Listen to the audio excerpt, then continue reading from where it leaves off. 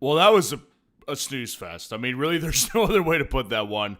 I literally was like falling asleep watching that game a little bit. I had to like wake myself up and be like, oh, I'm going to go live after this game either way. Honestly, I'm just being completely honest. You guys always, I've built a brand off of transparency. I can tell you guys honestly, the most important thing of the night to me, not the most important thing, the most interesting thing of the night to me was reading about this whole NBA gambling thing. Like, literally, that was like the most interesting thing I saw all night. In reality, though, there are good fantasy storylines to talk about, specifically from the Chargers' perspective.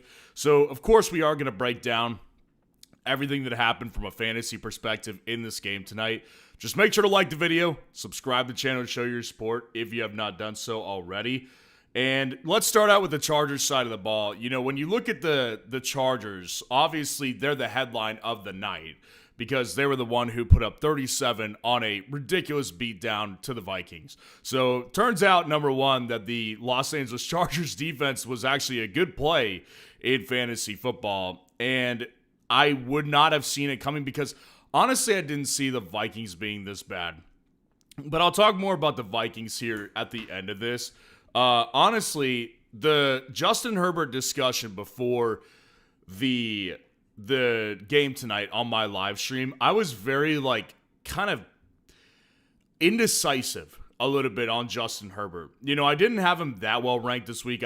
He was like my quarterback 11 on the week, if I'm remembering correctly. So I didn't have him that highly ranked. And of course, I feel dumb now because, you know, Justin Herbert threw 3 touchdowns and an interception, and he only threw for 227 yards, but he had 62 yards on the ground as well. Now, I think the key thing to keep in mind with Herbert is that that effectiveness on the ground, it's always there for him. Like, he's a tremendous athlete at quarterback. It really just comes down to, does he use his legs or not? And he was getting rushed. Like, he had a clean pocket for a good part of that game, but he definitely had some of that some of that pass rush that started to seep through for him. So I do think of it as kind of like Justin Herbert moving forward. You just got to view him as kind of like a fringe quarterback one. And I'm not saying that you can't have this guy as your starter. I really do think you can. Like, there's several team breakdowns that I've done over the weeks. When you were a premium subscriber at FS Roundup, you can get a team breakdown from me. I'm just really backed up with them. But I've been doing team breakdowns for weeks now, and when I do them, you know, a lot of guys who have quarterback ones that are very risky, guys like Herbert, you know, Goff, stuff like that. I tend to see them have 2 quarterbacks on their roster. I think Herbert kind of falls into the category of those types of guys for most people. And to that I say, unless you're in a super, super deep league, right? Like, if you're in a deep league where you have 8 bench spots, it's a 2 flex league, and it's a 12 or 13 or 14 team league, it makes sense to have two quarterbacks on your roster. But I will say this, it doesn't make sense if you're in a 10 team league with 6 bench spots. It doesn't make sense to have 2 quarterbacks. So Herbert is one of those guys that you could start. I mean, honestly, I answered too many questions tonight looking back at it that I said don't start Justin Herbert. And listen, I think still Caleb Williams, for example, is going to be a really good play this week. I haven't lost confidence in that. But when you see a guy put up 28 fantasy points at the quarterback position, I mean, it's hard not to look at it and say that was a failure of a call of mine. So Justin Herbert moving forward, if you've got him, and you've got another quarterback, I would sell off the higher priced and higher valued quarterback in a trade to make sure you can increase your team's upside in other positions. Because a guy like Dak Prescott, for example, if you've got him and Herbert, you can sell off Dak for, a good wide receiver too, or a good running back too. So yeah, it's going to be interesting to see what continues, what it looks like continuing moving forward with Herbert. Having Joe Alt was big. That was a massive revelation tonight for them. They looked much better protecting Herbert, so I do think that's going to go into account with Justin Herbert moving forward. And I would say, again, he's a good quarterback one play. Kamani Vidal was excellent. I ended the live stream a little bit earlier before the game tonight because somebody in the chat reminded me that I had Kamani Vidal still on my bench. I had him on my bench because in Sleeper, if you play fantasy football in Sleeper, you can keep guys in the IR when they're still questionable. You just can't do anything until you move them out of the IR. So I had Ricky Pearsall, David Njoku, and I had one other guy in there at the IR spot. We have 4 IR spots in that league. And so I had, 3 other bench spots that were full. And so I couldn't do anything in my lineup until I dropped 3 players. So I had to drop 3 players so I could put in Vidal, and I'm glad I did because he was awesome tonight. I mean, he averaged 5.1 a carry. Honestly, I think it was really impressive. Like, when they had him leave the game towards, in the second half, right? When they came out of halftime, he was just ripping off 10-yard run, 15-yard run, 18-yard run, after run after run. Like, he was dominating that Vikings defense towards the end of the game. And it was really impressive to me when they took him out of the game and they put in Jarrett Patterson, in the middle of it. Because Jarrett Patterson had 11 carries. The guy came off the scrap heap, and he literally gave them 11 carries in his first game. Now, he wasn't any good, but, Kamani Vidal, you notice the difference between him and Jarrett Patterson. Kamani Vidal is, really taking advantage, I think, over the last 3 weeks of the opportunity that he's been given, unfortunately, by all the injuries to the Chargers backfield. But he's taking advantage in a big way and showing other teams, hey, I'm a legitimate backup running back in this league. I think it's interesting. And I'm really happy that I played Kamani Vidal personally. And I'm happy I told a lot of people to play him. Now, there was one question. I literally started thinking of the question that I got. Watching that game evolve. There was a question before the live stream about Quentin Johnston or Kamani Vidal. And I said I'd go for Quentin Johnston. What a mistake. I mean, he blanked. We'll get into that in a little bit here. I feel really bad about that call in particular. That's one of those, a lot of times, while I watch games unfold, I think of questions. And that was one of those that I was like, man, I wish I did not say that. Yeah, it's a bummer, man. I was really bummed to watch Quentin Johnston do nothing while Vidal went off, and I told that one guy who asked me about it before the game to play QJ over Vidal. But, Vidal was great tonight. Honestly, realistically, Omarion Hampton, there's been multiple reports out now that they're expecting him to be out longer than the 4 games, right? So he got put on IR, what was it, 3 weeks ago now? So he's missed 3 games, I think. And there was reports out at the time and throughout the weeks that, he's probably going to miss more than 4. I think Kamani Vidal is in position while Omarion Hampton is out to be a legitimate running back 2/flex option for a lot of teams. I have no issue playing Vidal in a plus matchup, and this turned out to be an extraordinary plus matchup. So good for Vidal. And moving forward, I think you could rely on maybe not this level of production, but very solid production from him moving forward. Let's move on to the pass catchers. So Ladd McConkey had a big night tonight. I don't know how many targets he ended up getting. I think probably around 10 or so. I remember the pick that Herbert threw was going to Ladd, and that was off a tip ball. And then at the beginning of the game, it was a pick 6 that got called back because Isaiah Rodgers didn't end up catching. I don't know. It kind of looked questionable to me. But he definitely had some movement of the ball going. They called back that interception. That play was to Ladd. And Ladd McConkey looked important. He also dropped a ball. This drove me nuts early in the game. He dropped a ball. It literally hit him in the face mask. It was wide open over the middle of the field. The ball just hit him in the face mask and then just bounced off his chest. He was like, oh my God. I was like, dude, you could throw any of us in the comment section, in the chat right now, watching this stream. You could throw most of us out there and we would have caught that ball. I get it. I'm kind of being sarcastic in a way because obviously we have no idea what it's like when you have the fear of an NFL defensive back coming and popping you right after you catch it. It's easy to say that sitting on our couch watching the game. But, seriously, man, Ladd could have had 100-yard plus night.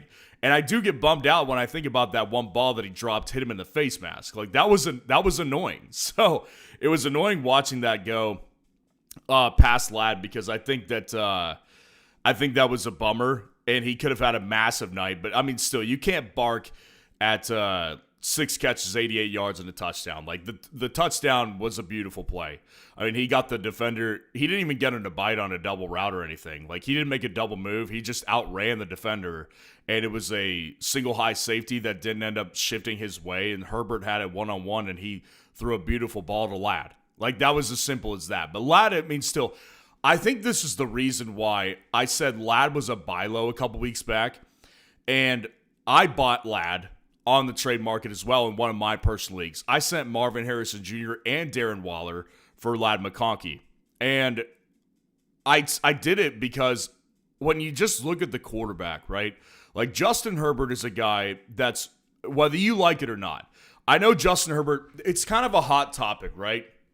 Like, there's Justin Herbert truthers out there who believe he's a top 5 quarterback in the league. I wouldn't say top 5, right? Like, you call guys like Mahomes, Josh Allen, Joe Burrow, Lamar Jackson. Those are your top 4 easily. Like, that's your easy top 4. Then we could have a debate, right? Like, Herbert is in that debate. But regardless of how you believe, what you think about him, he is a top 5 contending quarterback in the league. Like, at the very least, top 7. At the very least. Top 5 contender for sure. So, my point in saying that is that Ladd McConkey is the wide receiver 1 and has been all year if you look at bottom line metrics on the site FS Roundup. Every day I talk about this because it matters, man. Wide receivers, snap count, and routes run. That will find you the wide receiver 1 on the team. And Ladd's been that from the day 1. And his targets were never bad. It just wasn't clicking early in the season. It's starting to click.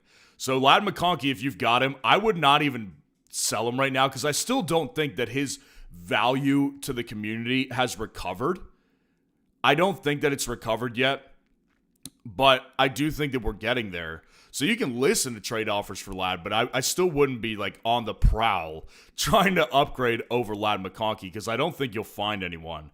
Oronde Gadsden, I said it before the game tonight in the live stream and in the quarterback and tight end rankings video today. I said I think the hype has gone a little too far with him. Joke's on me because it hasn't. I mean, most of his production, I will say, did come from one drive. Like, the first drive, I think he had 3 catches and the touchdown, but he looks great. I mean, honestly, like, if you haven't watched Oronde Gadsden until tonight, what you saw was a player who literally looks like he could be like I don't want to say he looks like he could be a wide receiver. He's one of those bigger body. Like, does anybody remember Dorial Green Beckham? Dorial Green Beckham was a massive, massive guy out of the University of Mizzou back in like the 2015 time frame. He was freaking enormous, and he was a wide receiver coming out of college. That kind of reminds me of Oronde Gadsden. Like, he looks like one of those massive receivers, but he moves like one. And that's why I say, like, he reminds me of a receiver a little bit because the way he moves and the routes that he runs, like, they're very similar to how a wide receiver would run them. He's got shifty, capability. He's a quick twitch athlete. Like, he does not move like Tyler Warren, for example, who is great. But, like, Tyler Warren he's more boxy. Like, he's not as shifty with his routes. Gadsden's got that receiver twitch in him. So Gadsden, like, I got to be honest, if you have him, I'm kind of curious to see what happens. Like, I'm kind of curious to see what happens over the next couple of weeks. I still don't know how I feel about it long term. Because what you're seeing is Herbert has done very well this year of having 3 great wide receivers in fantasy for the most part. Ladd, Keenan Allen, QJ, they're all playable assets on a weekly basis. Now, QJ looks less so over the last couple of weeks. But could the reason be because they're kind of splitting with Gadsden and QJ? Like, I don't know. I think when Quentin Johnston performs, that's when you'll see Oronde Gadsden have bad games. So that my point in saying that is I don't think moving forward, like, he's going to be a consistent, integral part of the offense. I think it's going to be between him and Quentin Johnston quite a bit.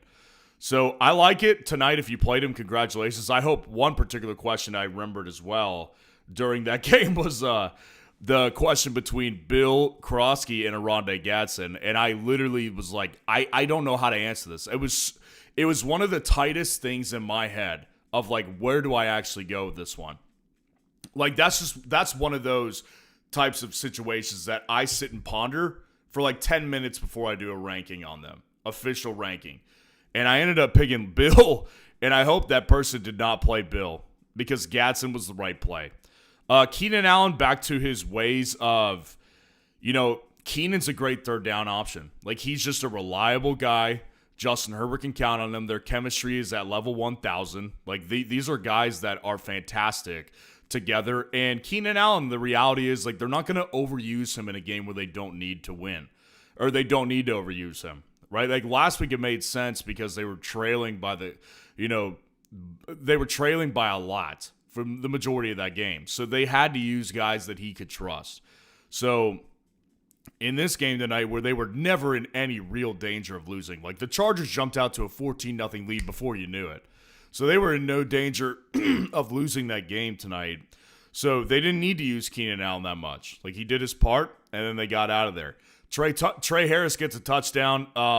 Nothing to rely on. It's just one of those things that kind of comes out of the blue. If you played him if you haven't been a best ball team, congratulations. I've got him in a couple, so it was cool to see, but definitely not any redraft value. I see the super chats. I appreciate y'all. I will address them after I go through the full breakdown of the Vikings side. I mean, what is there to really talk about? Honestly, a lot, because I have thoughts on everything. I think this is really a huge reason why, like, I don't go into specifics because I don't want to go into specifics, but I give a lot of fantasy YouTubers crap because I think a lot of them don't actually watch the games. And I think one of the biggest things with watching a game, you could pick up on a lot of things if you just watch a game. One of the things I picked up on tonight was, Carson Wentz was clearly injured, right? Like, he had his left shoulder already, like, his left arm was like braced up, right? Like, it was clearly a big amount of bracing. And every hit that he got where he landed on his shoulder or he got hit on that shoulder, like, he was like grimacing in pain, right? So you could tell he was in pain. A buddy texted me before the game ended tonight, and he was like, I have a theory. And I was like, let me hear it. So he was like, yeah, I think I wonder if his offensive line is kind of letting guys through because they don't like him. And I was just kind of like, that's interesting because, Carson Wentz has bounced around the league for a long time. Like, ever since he left Philly, he's been from team to team to team to team. And one of the common threads, again, this is why I watch the games. Like, I mean, I watch football because I love it. Like, this is the sport I love. You can't take me away. You cannot pry me away from the sport. I will freaking watch it until I die. Like, Carson Wentz is one of those guys that years ago, as he was being ousted in Philly, there was reports that were coming out that he's not really a good locker room guy. Like, teammates didn't like him that much. He was kind of into himself. Like, he did his own thing. He wasn't really much of a teammate.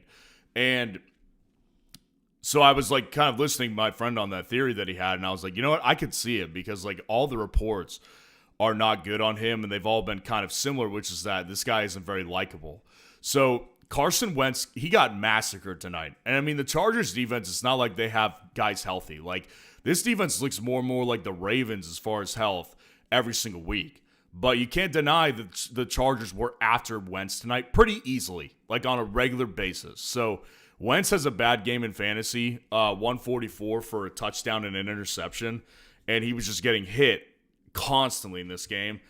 I'm glad I did not rank Wentz very high because I ended up like ranking him relative, like he was like a mid-tier quarterback in my rankings. Like, I think he was around like QB 17, 18, something like that.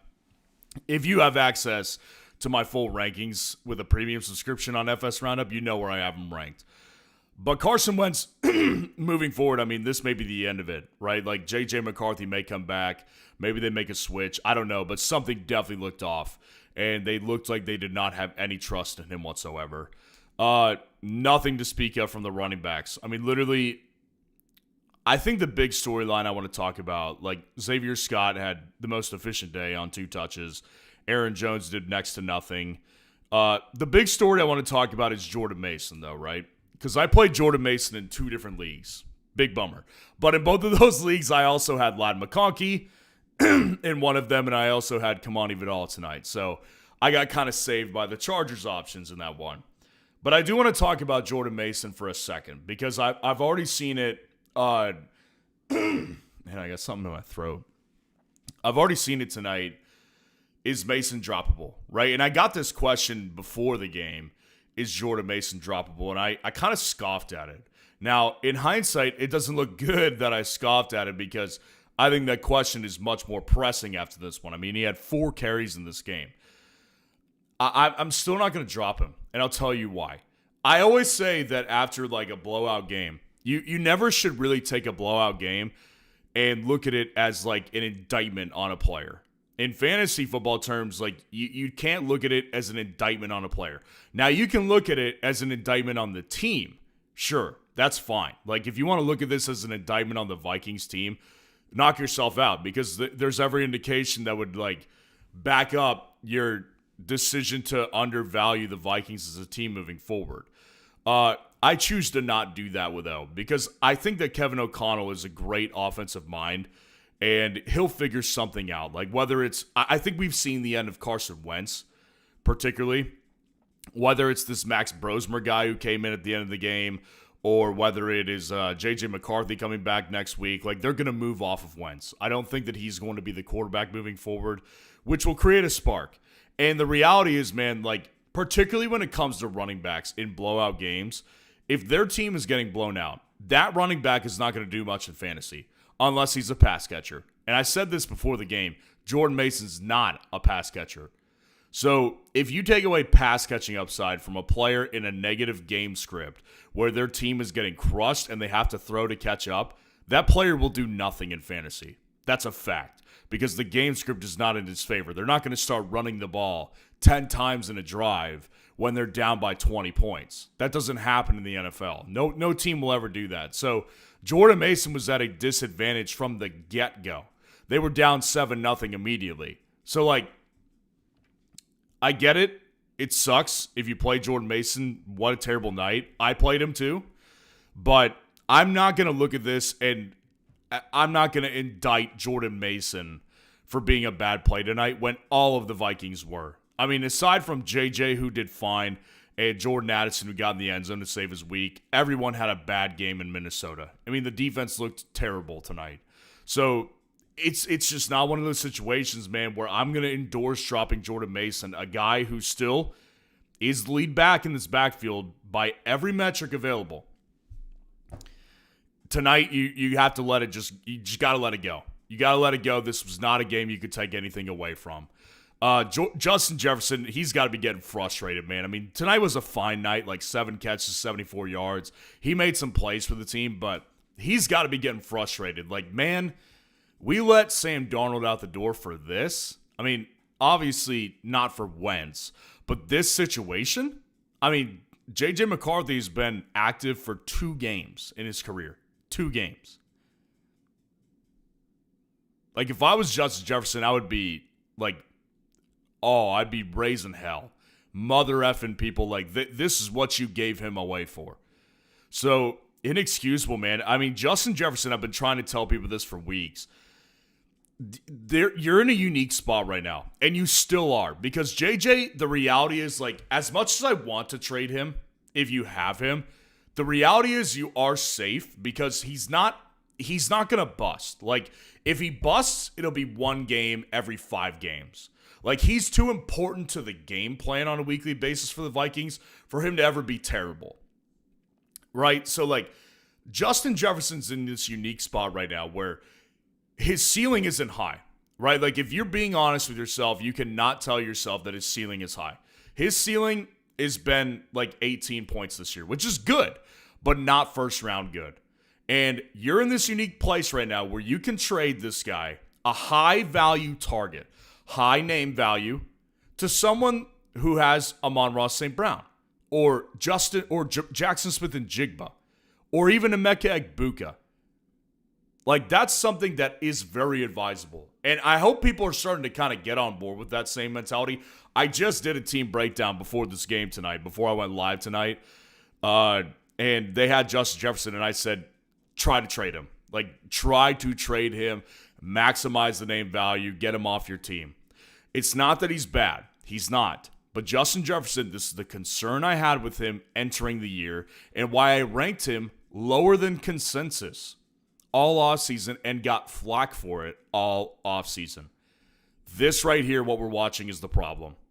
Not a floor problem, it's a ceiling problem. And it will continue to be so, regardless of if it's Carson Wentz, Max Brosmer, if they trade for a quarterback, or if they just stick with J.J. McCarthy. It's going to be a problem. TJ Hawkinson had a nice play tonight. That's about it. You can't play well with Carson Wentz as your quarterback, really, unless you're Jordan Addison. I mean, the guy, him and Jordan Addison, like, they've got some sort of connection. Obviously, Jordan Addison wasn't that great of a fantasy play tonight. He had 3 catches for 26 yards, but he got in the end zone. So, like, you know, he has a connection with him. So I think that it's just interesting, man. It's just really interesting. I saw a comment just come in. Justice Reborn. I love how Wentz acts like he's hurt, then laughs on the sidelines. That's kind of what I was talking about earlier with Wentz, is that I don't feel like they're going to stick with him moving forward.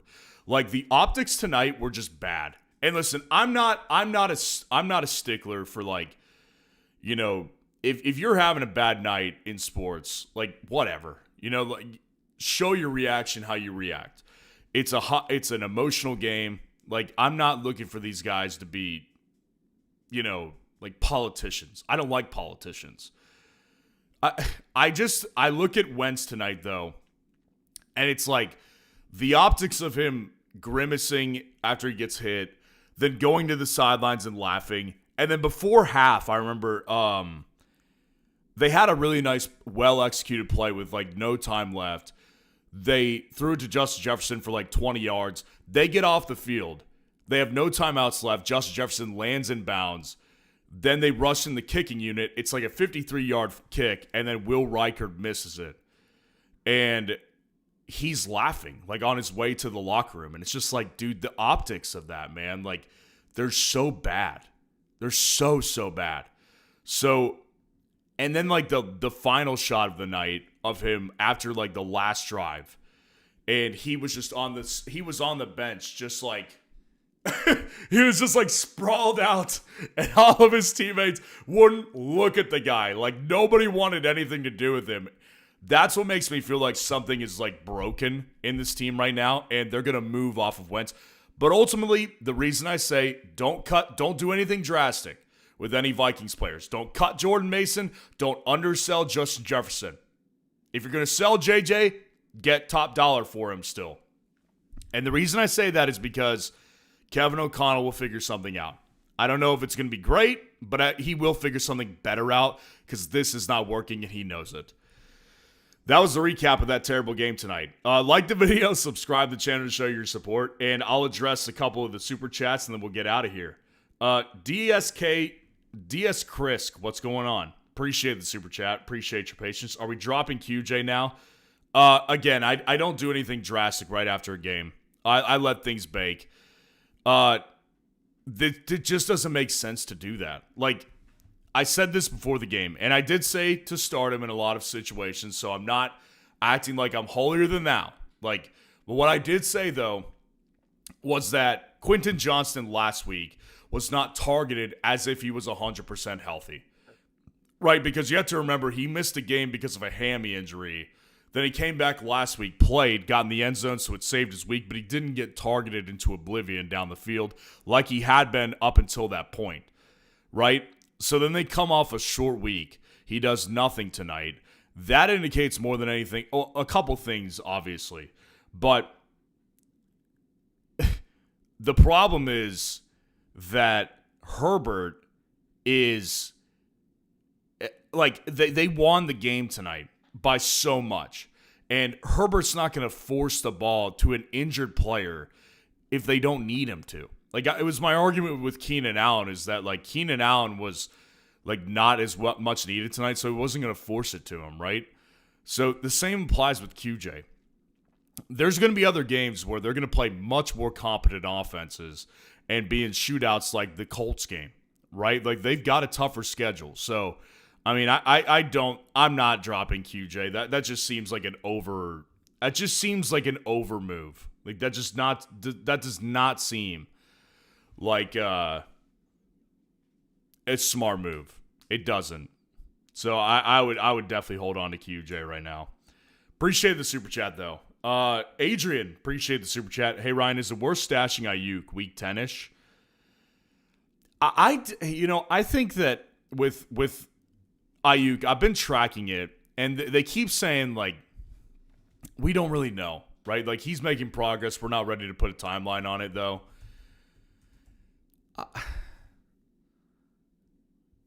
Let's see what John Lynch said. Some evidence that Brandon Ayuk is getting closer to returning. That means nothing to me. You know what this tells me? It's a guy who's being asked about it and has to come up with something to say. Right? Like, I feel like if you stash Ladd McConkey right now, or Brandon Ayuk right now, it doesn't make sense to do that. It just doesn't make any sense. Like, I don't think that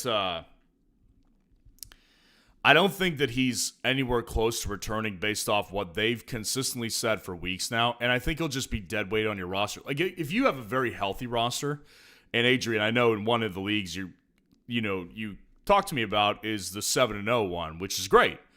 But if you if you're fully healthy and you just want the upside, that's okay. But like if you're talking about a team where you've got like 3 injured guys already, which most teams by now have at least 1 injured player, then it doesn't make sense to have him clog up an IR spot for all these weeks. Like I'd probably just wait a couple more weeks, keep reading the updates, but right now is not the time. Appreciate the super chat. Silly 17, what's going on? Appreciate the super chat. Gadsden a possible league winner or too far? Again, I like Gadsden. I spent a lot of the portion of this Chargers segment talking about how much Gadsden reminds me of Dorial Green Beckham, and that's a deep cut. Like only people who love the NFL and like love watching the draft process play out are gonna know who Dorial Green Beckham is. Dorial Green Beckham did nothing in the NFL. He turned out to be a nothing burger. He was like more in trouble in the law than he was like causing trouble on the field to defenders. Like he was not anything good. But like in college, the guy was a freaking monster. And the whole reason I said like it reminds me of Gadsden is because Gadsden can move like a wide receiver. Like he's shiftier. He's not like a boxy tight end, like a Kelsey, like a Gronk, a Tyler Warren. He's not like that. I like him, but I also said this too, which is that what seems to be happening over these past couple of weeks is that with QJ minimally involved, that opens the door for Gadsden. I can tell you for a fact one of the reasons why I don't want to drop QJ is because we haven't seen the end of them. Like, QJ is not going to blank every single week moving forward, and he's not going to all of a sudden become a 2 to 3 target guy when he had done so well for them for weeks. Like, he spent the majority of the first half of the season being pretty awesome. So, like, I'm not just out on QJ and in on Gadsden.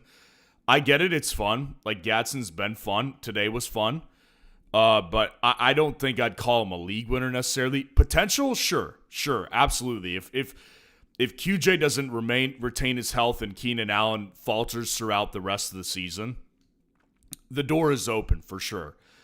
But would I definitively say that? Like, I right now lean more towards Brashard Smith being a league winner than Oronde Gadsden. You know what I'm saying? So, like, that's kind of my point right now is that I still think the Gadsden hype is a little too high. I got shown up by it tonight, but I still wonder what the future holds when Quentin Johnston comes back, particularly in week 9. Because they're going to be operating next week off of a long week, because this is a mini bye week, basically. So I'm interested to see what happens moving forward when QJ gets more time to rest and he gets healthier. Appreciate the super chat. that's going to do it tonight, guys. I'll go ahead and sign off. So I appreciate y'all being in here. Like the video, subscribe to the channel to show your support, and also join FS Roundup today. Join FS Roundup. Go create a start-sit poll on the site for free. Go vote on other polls for free. Get access to my get access to the waiver wire tool and my top 250 rankings with the premium subscription, which is now $6 a month. Was originally $8.88 a month. So we dropped the price for you guys because we love you. So, yeah, definitely interesting night, lame night of football. But I'll see you guys in tomorrow's videos. Peace out.